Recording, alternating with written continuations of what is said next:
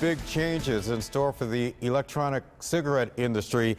An FDA ruling just yesterday will force companies to spend millions just to stay in business. It's also going to impact your local vaping stores. News 8's Ken Pierce has been reaching out to some of them. He joins us live in News 8 Control this midday with what he found out. Good afternoon, Ken. Good afternoon to you, Keith. There's a lot of confusion right now, to be honest. I spoke to folks at a couple of different local stores. They don't know much right now. And the Vaping Trade Organization is starting a conference call right now for all of its members. The news, I don't think, is going to be good for them. While the idea is to keep e-cigarettes out of the hands of children, insiders say all these regulations could make an entire industry go up in smoke.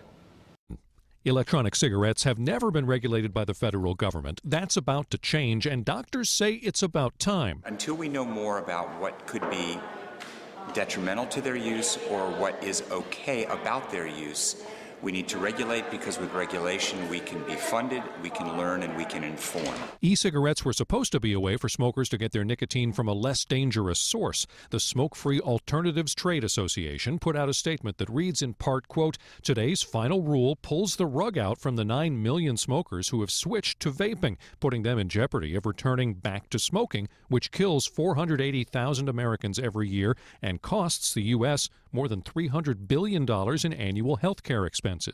The FDA is going to force every e-cigarette manufacturer to pay $5 million to have their products reviewed for safety. That's per flavor, per nicotine level. That's unreachable for any e-liquid manufacturer. Industry experts say that's enough to put all but the very biggest corporations out of business, which would change the face of vaping as we know it. Vape store owners understand the need for some rules. But sometimes when they just become crushing, it's going to be interesting. E-cigarettes were supposed to help smokers quit, but the CDC says 16% of high school kids are now using them, making them a gateway to smoking. It can send you on a path towards becoming used to behaving in an addictive manner, and that's not something we want for our children and our adolescents.